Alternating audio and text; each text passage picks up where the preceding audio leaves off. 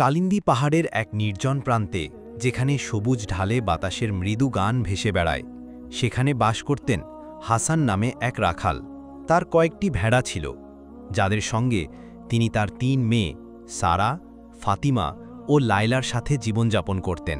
তাদের দিনগুলো ছিল সরল, শান্ত এবং প্রকৃতির কোলে ঘনিষ্ঠ। ভোর থেকে সন্ধে পর্যন্ত তারা ভেড়া চড়াতেন, পনির তৈরি করতেন এবং উল সংগ্রহ করতেন। কিন্তু হাসানের হৃদয়ে লুকিয়েছিল এক গভীর রহস্য, যা তিনি তার মেয়েদের কাছ থেকে গোপন রেখেছিলেন, যেন পাহাড়ের গুহায় লুকানো কোনো ধন। একদিন যখন মেয়েরা তাদের দৈনন্দিন কাজে ব্যস্ত ছিল, সারা পনির তৈরি করছিল, ফাতিমা ভেড়ার উল সাজাচ্ছিল আর লায়লা কুটিরের কাছে ফুল তুলছিল, হাসান নিঃশব্দে কুটির থেকে বেরিয়ে পড়লেন। তিনি পাহাড়ের পথ ধরে অনেক দূর হেঁটে গেলেন, যতক্ষণ না তিনি পাথরের মাঝে লুকানো একটি সিন্দুকের কাছে পৌঁছালেন। তিনি সাবধানে সিন্দুকটি খুললেন এবং তার থেকে একটি ছোট থলি বের করলেন। তিনি চারপাশে সতর্ক দৃষ্টিতে তাকালেন এবং ধীরে ধীরে থলিটি খুললেন। তার চোখ ঝকঝক করে উঠল যখন তিনি সিন্দুকের ভেতরে রাখা মূল্যবান রত্ন এবং গহনা দেখলেন। হাসান গভীরভাবে দীর্ঘশ্বাস ফেলে নিজের মনে বললেন, হায় আমার অন্ধ বন্ধু, আমি এত বছর ধরে তোমার এই গোপন রহস্য রক্ষা করেছি। হঠাৎ তার পিছনে একটি শব্দ শুনতে পেলেন। তিনি দ্রুত ঘুরে দেখলেন তার বড় মেয়ে সারা সেখানে দাঁড়িয়ে আছে, বিস্ময় ও বিভ্রান্তির দৃষ্টিতে তার দিকে তাকিয়ে। সারা জিজ্ঞেস করল, বাবা, তুমি কি লুকিয়ে রেখেছ? আর এই অন্ধ বন্ধুকে? হাসান কিছুক্ষণের জন্য বিব্রত হয়ে পড়লেন। তারপর দীর্ঘশ্বাস ফেলে বললেন, ঠিক আছে মা, এখন সময় এসেছে তোমাদের সত্যিটা জানানোর। তোমার বোনদের ডাকো, এই গল্পটা তোমাদের সবাইকে শুনতে হবে। ৩ মেয়ে সারা, ফাতিমা ও লায়লা তাদের বাবার চারপাশে বসল, তাদের চোখ কৌতূহল ও প্রতীক্ষায় ভরা। তিনি তার গল্প শুরু করলেন। বহু বছর আগে আমি এই কালিন্দী পাহাড়ে ভেড়া চড়াতাম, যেমনটা এখনও করি। একদিন আমি এক অন্ধ লোকের সাথে দেখা করলাম, যে তার পথে হোঁচট খাচ্ছিল। তার হাতে একটি সিন্দুক ছিল এবং সে ক্লান্ত ও দুর্বল দেখাচ্ছিল। আমি তাকে সাহায্য করলাম এবং বিশ্রামের জন্য বসালাম। অন্ধ লোকটি আমাকে বলল যে সে একজন গহনার ব্যবসায়ী ছিল। সে ডাকাতদের হামলায় তার দৃষ্টিশক্তি হারিয়েছে এবং তার হাতে যা ছিল তাই ছিল তার শেষ সম্পদ। সে আর এটি রক্ষা করতে বা ব্যবহার করতে পারছিল না, তাই সে আমাকে সিন্দুকটি লুকিয়ে রাখতে এবং তার জন্য অমানত হিসেবে রাখতে বলল, যতক্ষণ না সে ফিরে এসে তার সম্পদ ফিরিয়ে নেয়। আমি তাকে প্রতিশ্রুতি দিলাম যে আমি তার গোপন রক্ষা করব এবং তার সম্পদের হেফাজত করব। দিন যায়, কিন্তু কেউ আসেনি। আমি মাঝে মাঝেই সিন্দুকটি পরীক্ষা করতাম, যাতে নিশ্চিত হই যে এটি নিরাপদ আছে, কিন্তু আমি কখনোই এটি নিজের জন্য নেওয়ার কথা ভাবিনি। এটি ছিল আমার অন্ধ বন্ধুর সাথে দেওয়া একটা প্রতিশ্রুতি, এবং আমি কখনোই অমানতের খেয়ানত করতে পারিনি। মেয়েরা একে অপরের দিকে বিস্ময়ের দিকে তাকালো। ছোট মেয়ে লায়লা জিজ্ঞেস করল, কিন্তু বাবা, তুমি আমাদের আগে এটা কেন বলনি? হাসান দীর্ঘশ্বাস ফেলে বললেন, আমি ভয় পেয়েছিলাম যে এটি তোমাদের মনে লোভ জাগাতে পারে। একদিন যখন হাসান তার ভেড়া চড়াচ্ছিলেন, অন্ধযোগটি তার অমানত ফিরিয়ে নিতে এলো। হাসান তাকে সিন্দুকের জায়গায় নিয়ে গেলেন, কিন্তু পাথরের মাঝে সিন্দুকটি আর ছিল না। ভয় ও আতঙ্কে হাসান কেঁপে উঠলেন এবং বললেন, কিভাবে সিন্দুকটি উধাও হলো? কেউ কি এটি চুরি করেছে, নাকি আমি এর আসল জায়গা? কোথায়? তুমি কি আমাকে ঠকিয়ে নিজের জন্য নিয়ে নিয়েছ? হাসান কাঁপা কণ্ঠে বললেন, না, আমি শপথ করে বলছি, আমি এটি কখনো স্পর্শ করিনি। এটি সবসময় এখানেই ছিল। তারা দুজন পাথরের মাঝে খোঁজাখুঁজি করল, কিন্তু সিন্দুকটি পেল না। হাসান বললেন, আমি এই সিন্দুকটি দীর্ঘদিন ধরে রক্ষা করেছি, এবং আমিও আমার ৩ মেয়ে সারা, ফাতিমা ও লায়লা ছাড়া কেউ এর অবস্থান জানত না। অন্ধ লোকটি হাসানের কথা বিশ্বাস করল না এবং মির্জাপুর গ্রামে দিয়ে বিচারক মোস্তাফার কাছে অভিযোগ করল। বিচারক মোস্তাফা হাসানকে হাজির করার নির্দেশ দিলেন। বিচারক মোস্তাফা অন্ধ লোকটির অভিযোগ এবং হাসানের বিরুদ্ধে তার দাবি শুনলেন। তারপর তিনি হাসানের দিকে ফিরে বললেন, এ ব্যাপারে তোমার কি বলার আছে? হাসান সত্যি করে তার গল্প বললেন এবং জোর দিয়ে বললেন যে তিনি কখনো আমানতের খেয়ানত করেননি। বিচারক মোস্তাফা বললেন, যদিও তুমি সত্যি বলছো, তবুও তুমি এই অন্ধ লোকটির কাছে ঋণী, যতক্ষণ না তুমি তার আমানত ফিরিয়ে দাও। তিনি হাসানকে 1 মাসের জন্য কারাগারে পাঠানোর নির্দেশ দিলেন এবং বললেন, যদি 1 মাসের মধ্যে সিন্দুকটি না পাওয়া যায় তবে আমি তোমাকে 7 বছরের কারাদণ্ড দেব। হাসানের মেয়েরা যখন তাদের বাবার ঘটনা জানতে পারল, তারা অন্ধ লোকটির কাছে গিয়ে তার কাছে ক্ষমা চাইল, যাতে তিনি তাদের বাবাকে মুক্ত দেন। অন্ধ লোকটি একটি শর্ত দিয়ে বললেন, আমি তোমাদের বাবাকে মুক্ত করব একটি শর্তে। মেয়েরা জিজ্ঞাসা করল, সেটা কি শর্ত? তিনি বললেন, আমার শর্ত হলো তোমাদের মধ্যে একজনকে আমার সাথে বিয়ে করতে হবে। মেয়েরা অদ্ভুত শর্তে হতবাক হয়ে গেল এবং একে অপরের দিকে বিভ্রান্তিতে তাকালো। সারা বলল, আমরা তোমাকে চিনি না, তুমি এটা কিভাবে চাইতে পারো? লোকটি বলল, এটাই আমার একমাত্র শর্ত, হয় বিয়ে নয়তো তোমাদের বাবা জেলে থাকবে।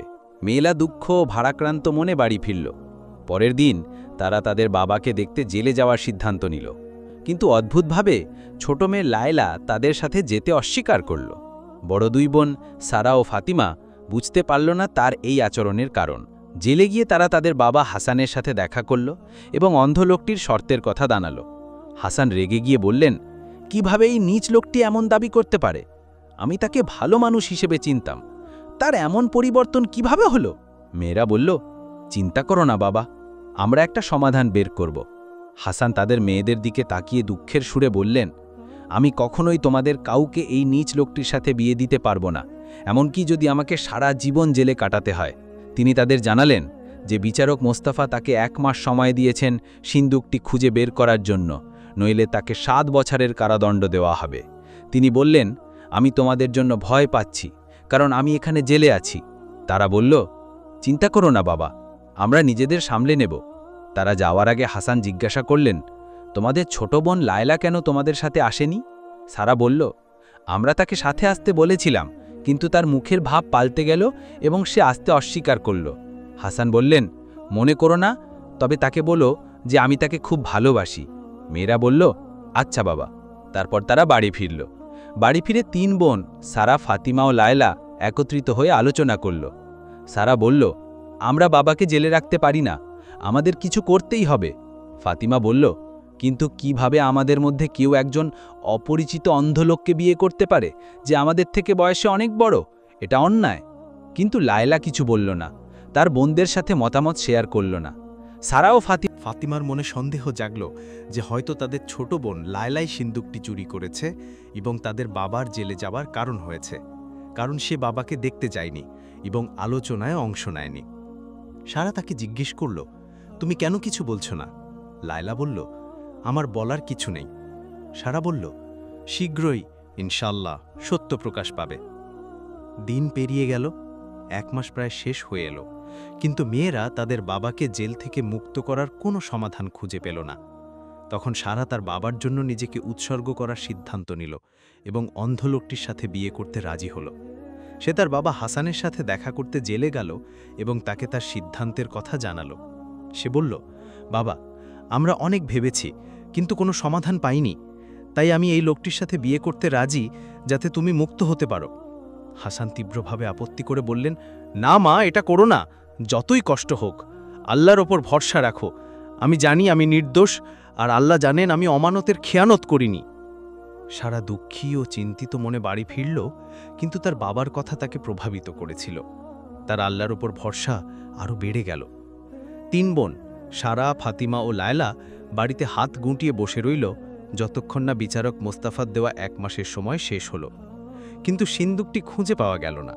অবশেষে হাসানের বিচারের দিন এলো, যেখানে তাকে অমানতের খিয়ানতের অভিযোগে বিচার করা হবে। 3 মেয়ে সারা, ফাতিমা ও লায়লা বিচারের সময় উপস্থিত থাকতে গেল। আদালত কক্ষে প্রবেশ করতেই তারা দেখল তাদের বাবা হাসান অভিযুক্তের খাঁচায় দাঁড়িয়ে। অন্যদিকে অন্ধ লোকটি বিচারক মোস্তাফার রায়ের অপেক্ষায় ছিল এবং সে তাদের দিকে কৌশল ও ছলনার দৃষ্টিতে তাকাচ্ছিল। মেয়েরা অবাক হল, কারণ অন্ধ লোকটি তাদের দিকে তাকাচ্ছিল, যদিও সে দেখতে পায় না। তবে তারা এটাকে গুরুত্ব দিল না। কিছুক্ষণ পর বিচারক মোস্তাফা এলেন এবং বিচার শুরু হল। তিনি হাসানের দিকে তাকিয়ে বললেন, তোমার বিরুদ্ধে অমানতের খিয়ানতের অভিযোগে তুমি কি বলবে?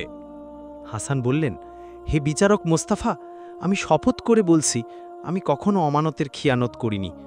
আমি আপনাকে পুরো গল্প বলবো। বিচারক মুস্তাফা বললেন, তুমি কি এমন কিছু বলবে যা আগে বলনি? হাসান বললেন, হে বিচারক মুস্তাফা, আমি আগে যা বলেছি তা সিন্দুকের গল্পের অর্ধেক সত্য। বাকি সত্য আমি অনেক দিন ধরে লুকিয়ে রেখেছি, এমনকি আমার মেয়েদের কাছ থেকেও, লজ্জায়। কিন্তু এখন আর লুকিয়ে রাখতে পারছি না। বিচারক মোস্তাফা বললেন, তাহলে বলো যা তোমার বলার আছে, যাতে আমি ন্যায় বিচার করতে পারি। হাসান বললেন, হে বিচারক মোস্তাফা, আমি আমার মেয়েদের সারা, ফাতিমা ও লায়লাকে ছোটবেলা থেকে সৎ জীবনযাপন, পবিত্রতা ও আল্লাহর ছাড়া কারু কাছে হাত না পাতার শিক্ষা দিয়েছি। আমার 5টি ভেড়া ছিল, যা থেকে আমরা আমাদের জীবিকা চালাতাম। একদিন আমি ভেড়া চড়াতে গিয়ে একটু ঘুমিয়ে পড়েছিলাম। জেগে দেখি নেকড়েরা আমার ভেড়াগুলোকে আক্রমণ করেছে এবং আমি কিছুই বাঁচাতে পারিনি। আমি আমার ভাগ্যের জন্য কাঁদতে লাগলাম, কিন্তু আল্লাহর উপর ভরসা রেখে ধৈর্য ধরলাম। তখন এই লোকটি, যিনি তখনও অন্ধ ছিলেন না, আমার কাছে এলেন। তিনি আমার কাঁধে হাত রেখে বললেন, হে হাসান, কি তোমাকে এত দুঃখ দিচ্ছে? আমি তার দয়া অনুভব করলাম এবং তাকে নেকড়ের গল্প বললাম।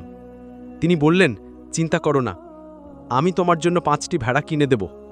আমি প্রথমে তার দান গ্রহণ করতে চাইনি, কারণ আমি শুধু আল্লাহর কাছে হাত পাতি। কিন্তু পরে ভাবলাম, যদি ওই লোকটি সত্যি আমি না নিই, তবে হয়তো আমরা না খেয়ে থাকব। তাই আমি তার দান গ্রহণ করলাম এবং তিনি আমার জন্য 5টি ভেড়া কিনে দিলেন। আমি তাকে ধন্যবাদ জানালাম এবং আমার জীবন আবার স্বাভাবিক হয়ে গেল। আমি আমার মেয়েদের সারা, ফাতিমা ও লায়লাকে এই গল্প বলিনি, কারণ আমি লজ্জিত ছিলাম। আমি চাইনি তারা জানুক যে তাদের জীবিকা দানের টাকায় চলছে। আমি ভয় পেয়েছিলাম যে এটি তাদের মনে পবিত্রতার মূল্য কমিয়ে দেবে। তারপর এলো সেই দিন যখন এই লোকটি ডাকাতদের হামলায় তার দৃষ্টিশক্তি হারালো। তিনি আমার কাছে এলেন এবং এই সিন্দুকটি দিয়ে বললেন, এটি আমার শেষ সম্পদ। এটি আমার জন্য আমানত হিসেবে রাখো, যতক্ষণ না আমি ফিরে আসি। আমি জানতাম তিনি গহনার ব্যবসায়ী। আমি তার আমানত রক্ষা করেছি, কিন্তু যখন তিনি ফিরে এলেন, আমি সিন্দুকটি খুঁজে পেলাম না। আমি জানি না এটি কোথায় গেল। বিচারক মোস্তফা হাসানের গল্পে মুগ্ধ হলেন এবং বললেন, আমি তোমার কথার সত্যতা অনুভব করছি, কিন্তু প্রমাণ ছাড়া আমি তোমাকে মুক্তি দিতে পারি না। তিনি জিজ্ঞেস করলেন, তোমার ছাড়া আর কেউ কি সিন্দুকের অবস্থান জানত? হাসান বললেন, হে বিচারক মোস্তফা, আমি এই আমানতের গোপনীয়তা দীর্ঘদিন রক্ষা করেছি, যাতে আমার মেয়েদের মনে লোভ না জাগে। কিন্তু একদিন আমার বড় মেয়ে সারা আমাকে সিন্দুকটি পরীক্ষা করতে দেখে ফেলল। তখন আমি তাদের সত্যিটা বলতে বাধ্য হলাম। বিচারক মোস্তফা জিজ্ঞেস করলেন, তোমার কি সন্দেহ হয় যে তোমার কোনো মেয়ে সিন্দুকটি নিয়েছে? হাসান বললেন, হে বিচারক মোস্তফা, আমি আমার মেয়েদের আল্লাহর ভয়ে বড় করেছি, তারা এমন কাজ করতে পারে না। বিচারক মোস্তফা বললেন, তোমার কথার জন্য ধন্যবাদ, কিন্তু এখনও তোমার পক্ষে কোনো প্রমাণ নেই। বিচারক মোস্তফা যখন রায় ঘোষণা করতে যাচ্ছিলেন, হাসান হাত তুলে বললেন, হে আল্লাহ, তুমি জানো আমি নির্দোষ, আমার কথার সাক্ষী শুধু তুমি। তিনি যখন হাত নামালেন, তখন একজন সুদর্শন যুবক রাকিব আদালত কক্ষে প্রবেশ করল এবং মামলার গতিপথ পাল্টে দিল। তার হাতে ছিল সেই সিন্দুক যা অন্ধ লোকটি হাসানের কাছে আমানত রেখেছিল। সে সিন্দুকটি বিচারক মুস্তফার সামনে রেখে বলল, হে বিচারক মুস্তফা, এটিই সেই সিন্দুক।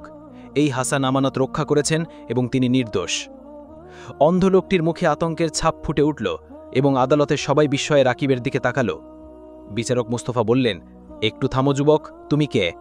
রাকিব বলল, আমি রাকিব, অন্ধ লোকটির ছেলে। বিচারক মুস্তফা অন্ধ লোকটির দিকে ইশারা করে বললেন, এই কি তোমার বাবা? না হে বিচারক মুস্তফা, এ আমার চাচা। বিচারক মুস্তফা অবাক হয়ে বললেন, কিভাবে সম্ভব? রাকিব বলল, যিনি আপনার সামনে বসে আছেন তিনি আমার চাচা কাসেম, আমার বাবার যমজ ভাই, এবং তিনি অন্ধ নন, তিনি পুরোপুরি দেখতে পান। আমি এখানে এসেছি এই নির্দোষ হাসানকে মুক্ত করতে। বিচারক মুস্তফা বললেন, হে যুবক, এই মামলা সম্পর্কে তুমি যে জানো বলো। রাকিব বলল, আমার বাবা প্রায় 1 মাস আগে মারা গেছেন। মৃত্যুর আগে তিনি আমাকে বলেছিলেন যে ডাকাতদের হামলায় তিনি তার দৃষ্টিশক্তি হারিয়েছেন এবং তার শেষ সম্পদ এই হাসানের কাছে আমানত রেখেছেন। তিনি আমাকে এই আমানত ফিরিয়ে নিতে বলেছিলেন। আমি যখন বের হতে যাচ্ছিলাম, আমার চাচা কাসেম দরজার পিছনে দাঁড়িয়ে আমার বাবার কথা শুনছিলেন। তার মনে লোভ জাগল এবং তিনি সিন্দুকটি হাতিয়ে নিতে চাইলেন। তিনি আমাকে জমিদার বাড়ির একটি কক্ষে বন্দী করে রাখলেন, যাতে তিনি হাসানের বিরুদ্ধে ষড়যন্ত্র করতে পারেন। তিনি হাসানকে পিছু নিয়ে সিন্দুকের অবস্থান জানতে পেরে চুরি করলেন। এটি নিয়ে তিনি থামেননি। তিনি আমার বাবার সাথে তার সাদৃশ্য ব্যবহার করে হাসানের কাছে সিন্দুক দাবি করলেন এবং তাকে চাপ দিয়ে তার মেয়েদের একজনকে বিয়ে করতে চাইলেন। আমার চাচা কাসেম কখনো বিয়ে করেননি। কারণ তার খারাপ চরিত্রের জন্য কোনো মেয়ে তাকে গ্রহণ করেনি। তিনি সিন্দুকটি জমিদার বাড়ির বাগানে পুঁতে রেখেছিলেন, কিন্তু তার দুর্ভাগ্য একজন চাকর তাকে দেখে ফেলে এবং আমাকে জানায়। সে আমাকে বন্দি কক্ষ থেকে মুক্ত করে এবং আমি এখানে এসেছি এই নির্দোষ হাসানকে বাঁচাতে এবং সিন্দুকটি নিয়ে এসেছি আমার কথার সত্যতা প্রমাণ করতে। রাকিবের কথা শেষ হলে বিচারক মোস্তফা মনোযোগ দিয়ে শুনলেন। তিনি অবিলম্বে কাসেমকে গ্রেপ্তারের নির্দেশ দিলেন এবং তাকে অভিযুক্তের খাঁচায় রাখলেন। তারপর তিনি কাসেমকে তার ভাইপোকে বন্দি করা, তার ভাইয়ের পরিচয় গ্রহণ, সিন্দুক চুরি, ষড়যন্ত্র এবং মিথ্যা অভিযোগের জন্য 10 বছরের কারাদণ্ড দিলেন। এরপর তিনি হাসানকে নির্দোষ ঘোষণা করলেন। হাসানের মেয়েরা সারা, ফাতিমা ও লায়লা আনন্দে উল্লাস করল। তারা বিশ্বাস করতে পারছিল না যে তাদের বাবা মুক্ত। হাসান রাকিবের দিকে তাকিয়ে তার বাবার প্রতি তার খারাপ ধারণার জন্য ক্ষমা চাইলেন। রাকিব বলল, চিন্তা করো না, তুমি ক্ষমাপ্রার্থী। আমার চাচা কাসেম এবং বাবার মধ্যে সাদৃশ্যের জন্য এটা হয়েছে। হাসান তার ছোট মেয়ে লায়লার দিকে তাকিয়ে জিজ্ঞেস করলেন, তুমি কেন তোমার বোনদের সাথে আমাকে দেখতে আসনি? লায়লা বলল, বাবা, আমি তোমাকে এই অবস্থায় দেখতে পারিনি। আমি তোমার জন্য এত দুঃখ পেয়েছি যে আমি আমার বোনদের সাথে কথা বলতে বা মতামত শেয়ার করতে পারিনি। সারা ও ফাতিমা তাদের ছোট বোন লায়লার দিকে তাকিয়ে ক্ষমা চাইল, কারণ তারা সন্দেহ করেছিল যে সে হয়তো সিন্দুক চুরি করেছে।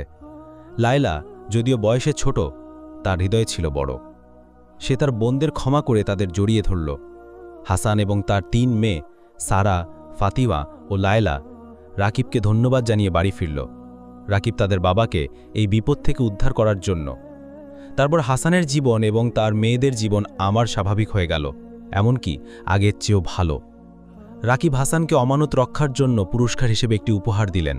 হাসান দাঁড়িয়ে তার মেয়েদের দিকে তাকিয়ে বললেন, আমরা এই কঠিন অভিজ্ঞতা থেকে একটি গুরুত্বপূর্ণ শিক্ষা পেয়েছি। মেয়েরা জিজ্ঞেস করল, সেটা কি বাবা? তিনি বললেন, আমাদের কখনোই কাউকে স্পষ্ট ও নিশ্চিত প্রমাণ ছাড়া খারাপ ভাবা উচিত নয়। আল্লাহ তাআলা সত্য বলেছেন যখন তিনি বলেছেন, নিশ্চয়ই কিছু সন্দেহ পাপ।